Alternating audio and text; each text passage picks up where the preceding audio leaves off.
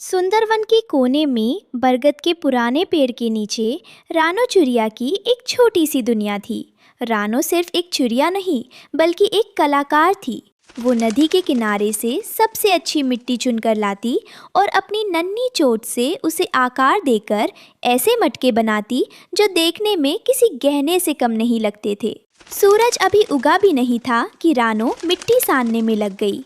पास ही उसके दो नन्हे बच्चे गुड़िया और कुकू अपनी किताबें खोलकर बैठे थे। गुड़िया बेटा, आज स्कूल में क्या पढ़ाया जाएगा?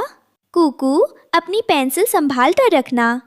माँ, आज मैडम हमें पक्षियों के इतिहास के बारे में बताएंगी, पर आप इतनी सुबह से काम क्यों शुरू कर देती हैं? बेटा, गर्मी बढ़ रही है। जंगल के पक्षियों को ठंडा पानी चाहिए। अगर मैं मटके नहीं बेचूंगी तो तुम्हारी स्कूल की फीस कैसे भरी जाएगी? मैं चाहती हूँ कि तुम दोनों पढ़ लिख कर शहर के आसमान में उड़ो। माँ, आप चिंता मत करो, मैं बड़ा होकर आपकी मदद करूँगा। बाजार में रानो की दुकान पर भीड़ लगी थी। राम राम रानो। आज तो मटकों पर नक्काशी बड़ी गजब की है। एक बड़ा मटका देना, मेरा पूरा खानदान प्यासा है। मिट्ठू भाई, ये लीजिए। इसमें पुदीने और सौंधी मिट्टी की महक आएगी। पानी एकदम कुएं जैसा ठंडा रहेगा।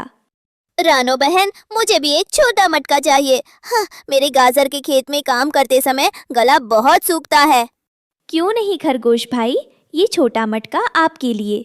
इसमें पानी भरकर रखेंगे तो शाम तक ठंडा रहेगा।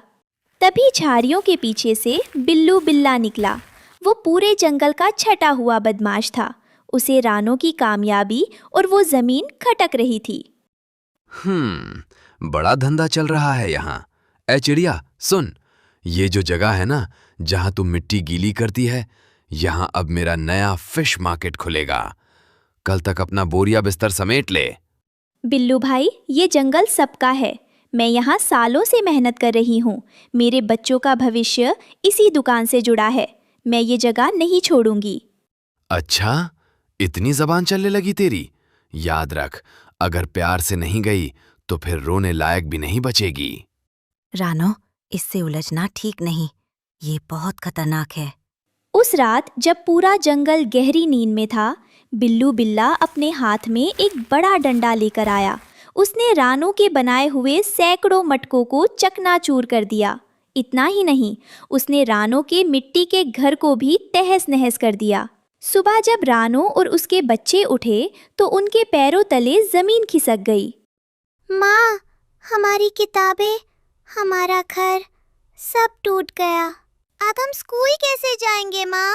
बिल्लू मामा ने सब बर्बाद कर दिया। मैंने किसी का क्या बिगाड़ा था? अब मैं मिट्टी कहाँ से लाऊंगी? मटके कैसे बनेंगे? रानो बिखरे हुए मटकों के टुकड़ों को समेट रही थी।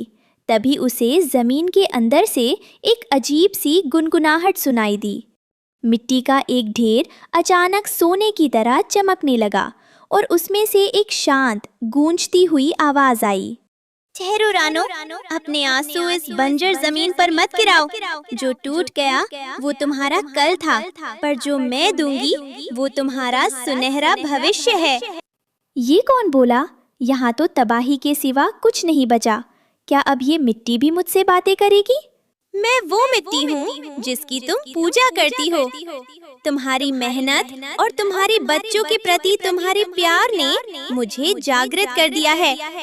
मुझे उठाओ रानो और अपनी कल्पना से एक नया संसार रचो। रानो, मैं धराती शक्ति हूँ। सदियों से मैं इस इंतजार में थी कि कोई ऐसा मिले जो मिट्टी को सिर्फ कीचड़ ना समझे, बल्कि उससे जीवन गढ़े। तुम्हारी मेहनत, ईमानदारी और अपने बच्चों के लिए तुम्हारा त्याग देखकर मेरी सोई हुई शक्तियाँ जाग गई हैं। तुमने मिट्टी से मटके नहीं बल्कि सपने बनाए हैं। पर अब मेरे पास क्या बचा है? बिल्लू ने सब कुछ तोड़ दिया। ना चाक बचा, ना घर, ना मटके। मुझसे अपना घर बनाओ, ऐसा घर जिसे कोई ना तोड़ सके। मुझसे ऐसे मटके बनाओ जो प्यासे की प्यास ही नहीं, उसकी थकान भी मिटा दे। क्या सचमुच? क्या मैं फिर से अपने बच्चों को पढ़ा पाऊंगी?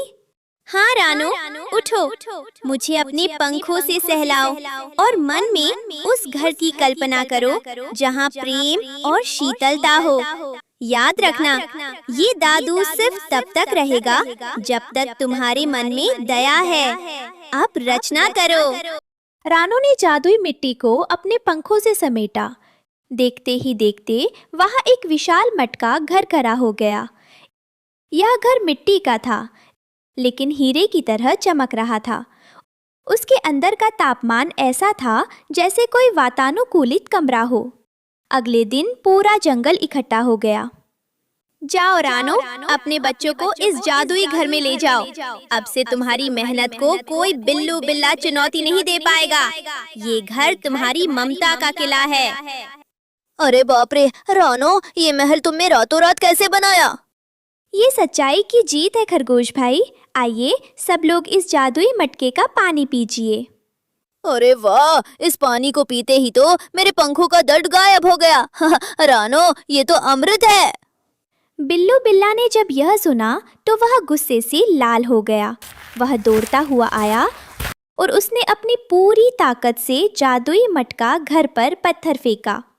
कैसे खड़ा हुआ ये घर? मैं इसे अभी धूल में मिला दूंगा। जैसे ही पत्थर घर से टकराया, वह वापस मुड़कर बिल्लू के सिर पर लगा। घर की दीवारों से एक जादुई रोशनी निकली और बिल्लू को हवा में उछाल दिया। दुष्ट जो दूसरों का घर उजाड़ता है, प्रकृति उसे कभी माफ नहीं करती। बचाओ, मुझे माफ कर दो रानो। मैं अब कभी किसी को तंग नहीं करूंगा। बिल्लू वहां से ऐसा भागा कि उसने फिर कभी सुंदरवन की तरफ मुड़कर नहीं देखा।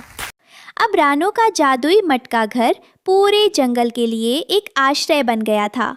भीषण गर्मी में भी सारे पक्षी वहां आकर आराम करते।